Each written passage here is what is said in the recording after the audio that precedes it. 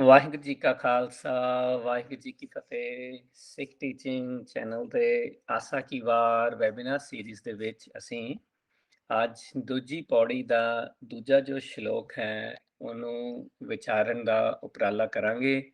ਉਹਨੂੰ ਸਮਝਣ ਲਈ ਇੱਕ ਛੋਟਾ ਜਿਹਾ ਜਿਹੜਾ ਹੈ ਉਹ ਉੱਦਮ ਸਾਡੇ ਵੱਲੋਂ। ਉਹਨੂੰ ਮੈਂ ਪਹਿਲਾਂ ਸ਼ਲੋਕ ਨੂੰ ਪੜ੍ਹ ਦਿੰਦਾ ਤੇ ਫਿਰ ਅਸੀਂ ਉਹਦੀਆਂ ਕੁਝ ਪੰਕਤੀਆਂ ਅੱਜ ਦੇ ਵਿਚਾਰ ਦੇ ਵਿੱਚ ਸਾਰਿਆਂ ਨਾਲ ਸਾਂਝੀਆਂ ਕਰਾਂਗੇ।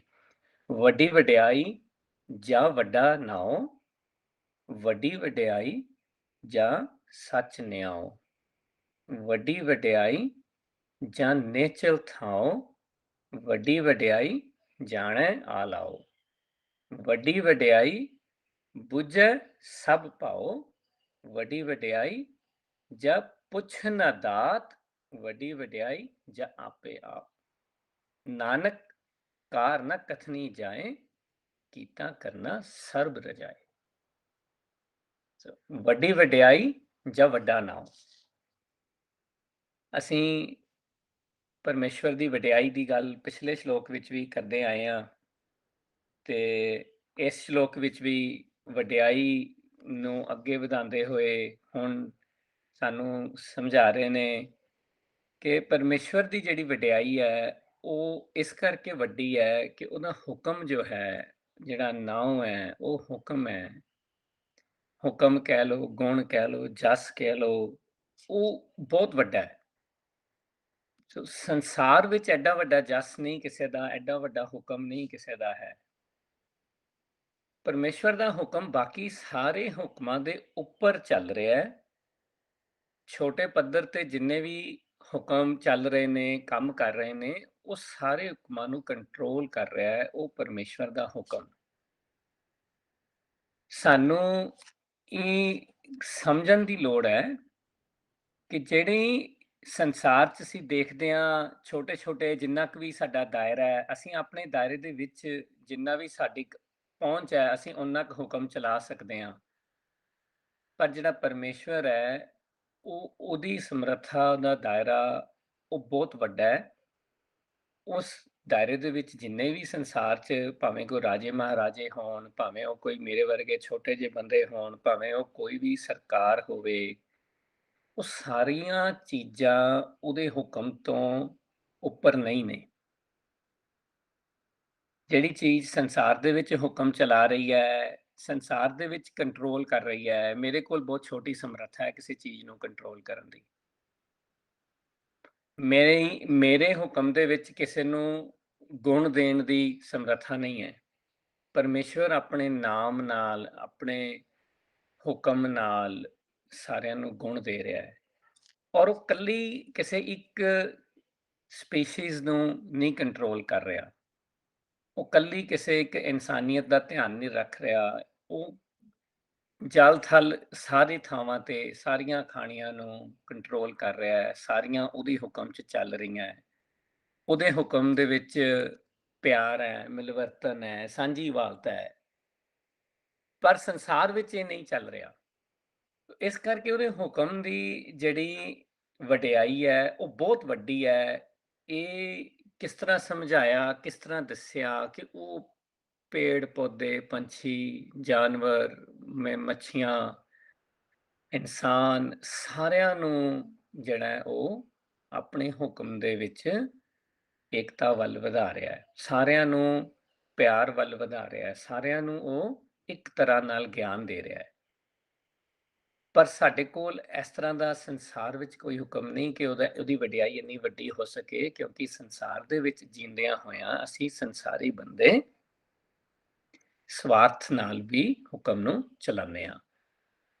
ਤੋ ਏਕੋ ਨਾਮ ਹੁਕਮ ਹੈ, ਨਾਨਕ ਸਤਿਗੁਰ ਦੀਆ ਬੁਝਾਏ ਜਿਉ। ਸੋ ਸਾਨੂੰ ਇਸ ਹੁਕਮ ਨੂੰ ਸਮਝਣ ਲਈ, ਇਹਦੀ ਹੁਕਮ ਨੂੰ ਸਮਝ ਕੇ ਇਹਦੀ ਵਡਿਆਈ ਨੂੰ ਆਪਣੇ ਆਪ ਦੇ ਵਿੱਚ ਜੋੜਨ ਲਈ ਸਾਨੂੰ ਸਤਿਗੁਰ ਦੀ ਸ਼ਰਨ ਵਿੱਚ ਆਉਣਾ ਪਏਗਾ। ਸਾਨੂੰ ਗੁਰਬਾਣੀ ਕੋਲੋਂ ਗਿਆਨ ਲੈਣਾ ਪਏਗਾ। ਜੇ ਅਸੀਂ ਗੁਰਬਾਣੀ ਕੋਲੋਂ ਇਹ ਗਿਆਨ ਲੈਂਦੇ ਹਾਂ ਤਾਂ ਸਾਨੂੰ ਇਸ ਹੁਕਮ ਦੀ ਵਾਸਟਨੈਸ ਦਾ ਪਤਾ ਚੱਲਦਾ ਹੈ। ਤੇ ਜਦੋਂ ਅਸੀਂ ਉਹਦੇ ਬਾਰੇ ਜਾਣਕਾਰੀ ਲੈਂਦੇ ਹਾਂ, ਜਦੋਂ ਉਹਦੇ ਬਾਰੇ ਜਾਣੂ ਹੋ ਜਾਂਦੇ ਹਾਂ, ਤਾਂ ਆਪਣੇ ਆਪ ਹੀ ਸਾਡੇ ਅੰਦਰੋਂ ਆਵਾਜ਼ ਨਿਕਲਦੀ ਹੈ ਕਿ ਪਰਮੇਸ਼ਵਰ ਦੀ ਜਿਹੜੀ ਵਡਿਆਈ ਹੈ ਉਹ ਵਾਕਈ ਵਿੱਚ ਬਹੁਤ ਵੱਡੀ ਹੈ, ਕਿਉਂਕਿ ਉਹਦਾ ਹੁਕਮ ਬਹੁਤ ਵਾਸਟ ਹੈ। ਹਾਲੇ ਮੈਂ ਸਿਰਫ ਸੁਣ ਕੇ ਪੜ੍ਹ ਕੇ ਗੱਲ ਕਰ ਸਕਦਾ, ਪਰ ਇਸ ਚੀਜ਼ ਨੂੰ ਐਕਸਪੀਰੀਅੰਸ ਚੋਂ ਜਦੋਂ ਨਿਕਲਦੀ ਹੈ ਇਹ ਗੱਲ, ਇਹ ਆਵਾਜ਼, ਤਾਂ ਉਹ ਜਿਹੜਾ ਹੈ ਉਹਦਾ ਆਨੰਦ ਬਿਲਕੁਲ ਹੀ ਵੱਖਰਾ ਹੀ ਹੋਏਗਾ। ਸੋ ਇਹ ਸਲਾਈਡ ਮੈਂ ਜੋ ਅਸੀਂ ਇੰਗਲਿਸ਼ ਵਿੱਚ ਲਿਖੀ ਹੈ ਇਹਨੂੰ ਨਾਲ ਪੜ੍ਹਦੇ ਜਾਵਾਂਗੇ ਜਿੱਦਾਂ ਜਿੱਦਾਂ ਆਪਾਂ ਅੱਗੇ ਚੱਲਾਂਗੇ, ਤਾਂ ਕਿ ਜਿਹੜੇ ਥੋੜੇ ਜਿਹੇ ਇੰਗਲਿਸ਼ ਬੱਚੇ ਨੇ ਜਿਹੜੇ ਇੱਥੇ ਬਾਹਰ ਕੰਟਰੀਜ਼ ਵਿੱਚ ਰਹਿੰਦੇ ਨੇ ਉਹਨਾਂ ਨੂੰ ਵੀ ਨਾਲ ਇਹ ਜਿਹੜੀ ਹੈ ਥੋੜਾ ਜਿਹਾ ਮੀਨਿੰਗਸ ਪਤਾ ਚੱਲਦੇ ਰਹਿਣ। ਸੋ ਦ ਕਮਾਂਡ ਆਫ ਹੁਕਮ of the truth is above all. This makes truth the greatest of all. Kings are deemed to be great by just ruling and having their influence on certain slices of planet Earth for a limited time. Truth is bigger than any king that we have ever witnessed, and truth has existed even before Earth was formed. Hukam of truth is not limited to humans. All the species operate under its order, and so do all the elements. Truth is great because its order is vast and above all. ਵੱਡੀ ਵਡਿਆਈ ਜਾਂ ਸੱਚ ਨਿਆਓ। ਹੁਣ ਅਗਲੀ ਪੰਕਤੀ ਦੇ ਵਿੱਚ justice ਦੀ ਗੱਲ ਹੋ ਰਹੀ ਹੈ। ਪਰਮੇਸ਼ਵਰ ਦੀ ਵਡਿਆਈ ਇਸ ਕਰਕੇ ਵੀ ਬਹੁਤ ਵੱਡੀ ਹੈ ਕਿ ਉਹਦਾ ਜਿਹੜਾ ਨਿਆਂ ਹੈ ਉਹ ਬਹੁਤ ਵੱਡਾ ਹੈ, ਉਹ ਸੱਚ ਹੈ, ਸੱਚ ਤੇ ਆਧਾਰਿਤ ਹੈ। ਕਿਉਂਕਿ ਜਿਵੇਂ ਕਿ ਅਸੀਂ ਪਿਛਲੀ ਪੰਕਤੀ ਵਿੱਚ ਗੱਲ ਕੀਤੀ ਹੈ, ਮਾਇਆ ਦੇ ਵਿੱਚ ਅਸੀਂ ਜਦੋਂ ਕੋਈ ਨਿਆਂ ਦੀ ਗੱਲ ਕਰਦੇ ਹਾਂ ਤਾਂ ਸਾਡੇ ਨਿਆਂ ਦੇ ਵਿੱਚ ਸਵਾਰਥ ਹੈ, ਪਰ ਪਰਮੇਸ਼ਵਰ ਦੇ ਨਿਆਂ ਦੇ ਵਿੱਚ ਕੋਈ ਸਵਾਰਥ ਨਹੀਂ ਹੈ। ਉਹ ਕਿਸੇ ਚੀਜ਼ ਤੋਂ ਇਨਫਲੂਐਂਸ ਨਹੀਂ ਹੋ ਰਿਹਾ,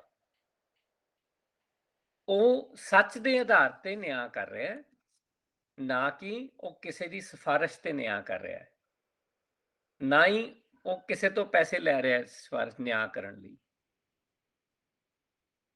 ਤਾਂ ਹੀ ਕਰਕੇ ਪਰਮੇਸ਼ਵਰ ਦੀ ਵਡਿਆਈ ਬਹੁਤ ਵੱਡੀ ਹੈ, ਕਿਉਂਕਿ ਹਮੇਸ਼ਾ ਜਿਹੜਾ ਪਰਮੇਸ਼ਵਰ ਦੀ ਦਰਗਾਹ ਦੇ ਵਿੱਚ ਨਿਆਂ ਹੋ ਰਿਹਾ ਹੈ ਉਹ ਸਿਰਫ ਸੱਚ ਤੇ ਹੋ ਰਿਹਾ ਹੈ। ਤੇ ਮੇਰੇ ਜਨਮ ਦਾ ਕਾਰਨ ਸੱਚ ਦੀ ਕਮਾਈ ਸੀ, ਮੈਂ ਸੱਚ ਕਮਾਣ ਆਇਆ ਸੀ। ਜੇ ਮੈਂ ਸੱਚ ਕਮਾ ਲੈਣਾ ਹਾਂ ਤਾਂ ਮੈਂ ਉਸ ਸੱਚ ਨਿਆਂ ਦੇ ਵਿੱਚ ਆਪਣੇ ਆਪ ਨੂੰ ਫਿੱਟ ਕਰ ਸਕਾਂਗਾ, ਪਰ ਜੇ ਮੈਂ ਇੱਥੇ ਝੂਠ ਦੀ ਕਮਾਈ ਕਰਦਾ ਤਾਂ ਉਹ ਮੇਰਾ ਜਿਹੜਾ ਪਰਮੇਸ਼ਵਰ ਦੇ ਕੋਲ ਜਿਹੜਾ ਨਿਆਂ ਹੋਣਾ ਉਹ ਉਸੇ ਆਧਾਰ ਤੇ ਹੀ ਹੋਣਾ ਹੈ। ਇਹ ਮਾਇਆ ਵਿੱਚ ਵੀ ਏਦਾਂ ਹੀ ਹੋ ਰਿਹਾ ਹੈ।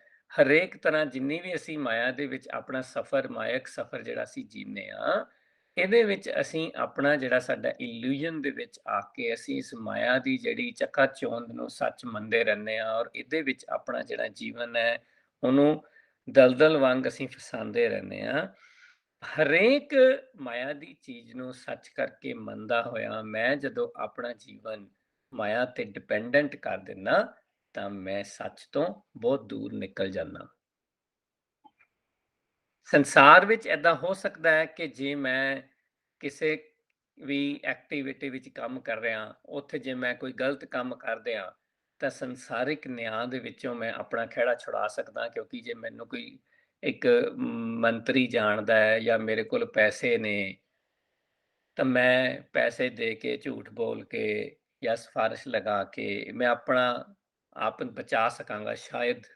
ਜ਼ਰੂਰੀ ਨਹੀਂ ਹੁੰਦਾ ਕਿ ਏਦਾਂ ਹਮੇਸ਼ਾ ਹੋਵੇ, ਪਰ ਏਦਾਂ ਹੋ ਸਕਦਾ ਹੈ। ਪਰ ਪਰਮੇਸ਼ਵਰ ਦੀ ਨਿਗਾਹ ਦੇ ਵਿੱਚ, ਉਹਦੀ ਦਰਗਾਹ ਦੇ ਵਿੱਚ ਇਸ ਤਰ੍ਹਾਂ ਨਹੀਂ ਹੋ ਸਕਦਾ। ਉਹ ਜਿਹੜਾ ਨਿਆਂ ਹੈ ਉਹ ਸੱਚ ਤੇ ਆਧਾਰਿਤ ਹੀ ਹੈ। ਉਹ ਅਧੂਰਾ ਨਹੀਂ ਹੈ, ਉਹ ਪੂਰਾ ਨਿਆਂ ਹੈ। ਜੋ ਵੀ ਮੈਂ ਕੀਤਾ ਉਹੀ ਮੈਂ ਪਾਣਾ। ਪੂਰਾ ਨਿਆਂ ਕਰੇ ਕਰਤਾਰ, ਆਪਣੇ ਦਾਸ ਕੋ ਰਾਖਣ ਹਾਰ। ਜਿਵੇਂ ਕਿ ਅਸੀਂ ਪਹਿਲਾਂ ਹੁਣੇ ਗੱਲ ਕੀਤੀ ਹੈ ਕਿ ਉਹ ਪਰਮੇਸ਼ਵਰ ਨੇ ਪੂਰਾ ਨਿਆਂ ਕਰਨਾ ਹੈ ਦਾਸ ਪਰਮੇਸ਼ਵਰ ਦਾ ਉਹੀ ਹੈ ਜਿਹੜਾ ਉਹਦੇ ਦੱਸੇ ਰਸਤੇ ਤੇ ਚੱਲ ਰਿਹਾ ਹੈ, ਜਿਹਨੇ ਉਹਦੇ ਹੁਕਮ ਦੀ ਵਡਿਆਈ ਨੂੰ ਜਾਣ ਲਿਆ ਹੈ। ਤੇ ਜਿਹੜਾ ਵੀ ਉਹਦੀ ਹੁਕਮ ਦੀ ਵਡਿਆਈ ਨੂੰ ਜਾਣ ਕੇ ਉਹਦੇ ਰਸਤੇ ਦਿਖਾਏ ਰਸਤੇ ਤੇ ਚੱਲ ਰਿਹਾ ਹੈ, ਉਹਨੂੰ ਇਸ ਸੱਚੇ ਨਿਆਂ ਦੇ ਬਾਰੇ ਫੇਰ ਜਾਣਕਾਰੀ ਜ਼ਰੂਰ ਮਿਲ ਜਾਂਦੀ ਹੈ। ਪਰ ਇੱਥੇ ਇਸ ਨਿਆਂ ਨੂੰ ਸਮਝਣ ਲਈ ਇਹ ਨਿਆਂ ਮੇਰੇ ਵਾਸਤੇ ਕਿਵੇਂ ਕੰਮ ਕਰੇਗਾ, ਮੈਨੂੰ ਗੁਰਬਾਣੀ ਦੀ ਸ਼ਰਨ ਵਿੱਚ ਆਣਾ ਪਏਗਾ। Justice of Parmeshwar is always based upon truth. This makes Parmeshwar greatest of all. We are always biased and influenced by the various dimensions of Maya, which blurs our vision of truth. This hinders our ability to deliver the justice of truth. In this world, I can do wrong things, but still escape the judicial system by adopting corrupt means. There is no way to escape the justice of Parmeshwar.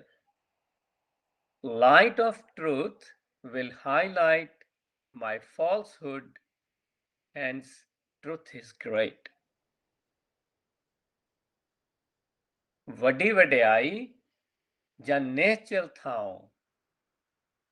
ਸੋ ਪਰਮੇਸ਼ਵਰ ਦੀ ਵਡਿਆਈ ਇਸ ਕਰਕੇ ਵੀ ਵੱਡੀ ਹੈ ਕਿ ਉਹਦੀ ਜਿਹੜੀ ਅਵਸਥਾ ਹੈ ਉਹ ਨਿਸ਼ਚਲ ਹੈ, ਉਹ ਅਡੋਲ ਹੈ, ਉਹ ਟਿਕਾ ਵਿੱਚ ਹੈ, ਉਹ ਹਿਲ ਜੁਲ ਵਿੱਚ ਨਹੀਂ ਹੈ। ਜਦ ਕਿ ਜਿਹੜਾ ਮੇਰਾ ਐਗਜ਼ਿਸਟੈਂਸ ਹੈ ਉਹ ਡੋਲ ਰਹੀ ਹੈ, ਉਹਦਾ ਆਧਾਰ ਡੋਲਣ ਵਾਲੀ ਚੀਜ਼ ਹੈ।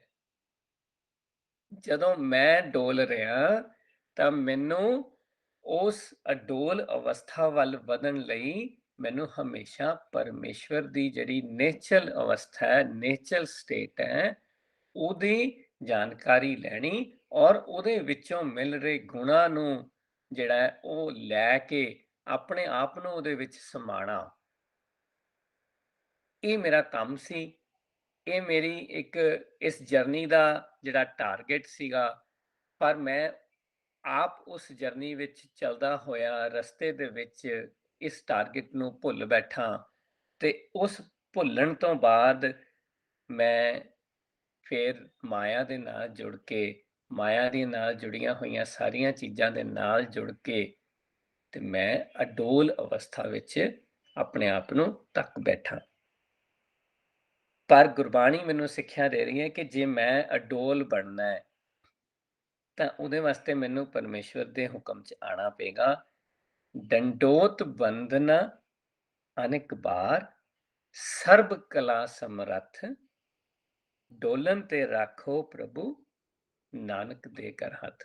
ਮੈਨੂੰ ਇਹ ਬੇਨਤੀ ਕਰਨੀ ਪਏਗੀ, ਪਰ ਇਹ ਬੇਨਤੀ ਮੈਂ ਤਾਂ ਹੀ ਕਰ ਸਕਦਾ ਜੇ ਮੈਨੂੰ ਇਸ ਚੀਜ਼ ਦਾ ਗਿਆਨ ਹੈ ਕਿ ਮੈਂ ਆਪਣੇ ਮਾਇਕ ਸਫ਼ਰ ਵਿੱਚ ਹਮੇਸ਼ਾ ਹੀ ਡੋਲ ਰਿਹਾ।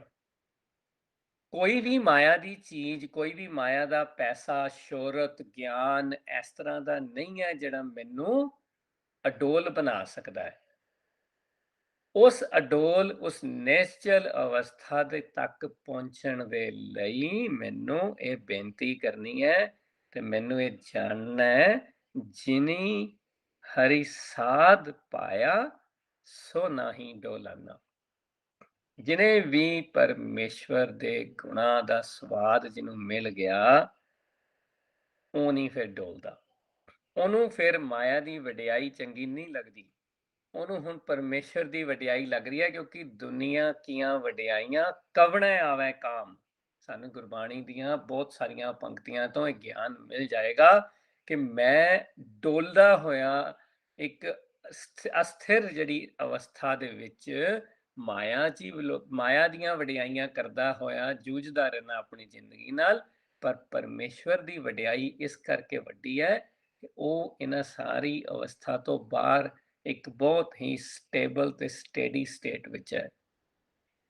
ਔਰ ਮੈਨੂੰ ਵੀ ਚਾਹੁੰਦਾ ਹੈ ਕਿ ਮੈਂ ਵੀ ਉਸ ਨੇਚਰਲ ਸਟੇਟ ਦਾ ਪਾਤਰ ਬਣਾ, ਨਿਘਰਿਆ ਘਰ ਆ। ਮੈਨੂੰ ਪਰਮੇਸ਼ਵਰ ਗੁਰਬਾਣੀ ਦੇ ਥਰੂ ਗਿਆਨ ਦੇ ਰਿਹਾ ਹੈ, ਮੇਰੇ ਕੋਲ ਮੈਸੇजेस ਪਹੁੰਚਾ ਰਿਹਾ ਹੈ ਕਿ ਮੈਨੂੰ ਵੀ ਆਪਣੀ ਡੋਲਣ ਵਾਲੀ ਅਵਸਥਾ ਚੋਂ ਬਾਹਰ ਨਿਕਲ ਕੇ ਗੁਰਬਾਣੀ ਦੇ ਦੱਸੇ ਹੋਏ ਰਸਤੇ ਤੇ ਚੱਲ ਕੇ ਉਸ ਨੇਚਰਲ ਅਵਸਥਾ ਵਿੱਚ ਪਹੁੰਚਣਾ ਹੈ।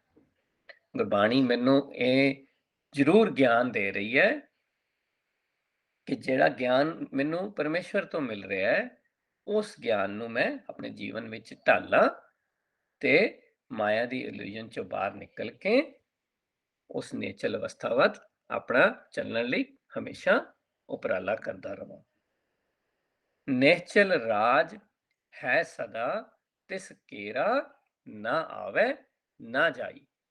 ਦੇਖੋ ਬੜੀ ਅੱਛੀ ਪੰਕਤੀ ਹੈ ਕਿ ਜਿਹੜੀ ਚੀਜ਼ ਨੇਚਲ ਹੈ ਉਹ ਆ ਜਾ ਨਹੀਂ ਰਹੀ, ਉਹ ਘੱਟ ਵੱਧ ਨਹੀਂ ਰਹੀ, ਉਹ ਵੱਡੀ ਛੋਟੀ ਨਹੀਂ ਹੋ ਰਹੀ, ਪਰ ਮੈਂ ਡੋਲ ਰਿਹਾ, ਮੈਂ ਛੋਟਾ ਵੱਡਾ ਵੀ ਹੋ ਰਿਹਾ, ਮੈਂ ਰੰਗ ਰੂਪ ਵੀ ਬਦਲ ਰਿਹਾ, ਮੈਂ ਮਾਇਆ ਦੀਆਂ ਚੀਜ਼ਾਂ ਦੇ ਨਾਲ ਮੇਰਾ ਸੁਭਾਅ ਵੀ ਰੋਜ਼ ਬਦਲ ਰਿਹਾ ਹੈ, ਕਦੇ ਖੁਸ਼ ਹੋ ਰਿਹਾ, ਕਦੇ ਰੋ ਰਿਹਾ। ਹਰੇਕ ਚੀਜ਼ ਦੇ ਵਿੱਚ ਮੇਰੇ ਵਿੱਚ ਬਦਲਾਅ ਆ ਰਿਹਾ, ਪਰ ਪਰਮੇਸ਼ਵਰ ਵਿੱਚ ਕੋਈ ਬਦਲਾਅ ਨਹੀਂ ਆ ਰਿਹਾ। ਉਹ ਹਮੇਸ਼ਾ ਇੱਕੋ ਸਟੇਟ ਤੇ ਹੈ। ਤੇ ਇਸ ਕਰਕੇ ਸਾਨੂੰ ਇਹ ਆਪਣੇ ਆਪ ਪ੍ਰਤੀ ਜਾਗਰੂਕ ਹੋਣ ਦੀ ਲੋੜ ਹੈ ਕਿ ਅਸੀਂ ਵੀ ਉਸ ਨੇਚਰਲ ਸਟੇਟ ਵੱਲ ਚੱਲਣਾ ਹੈ।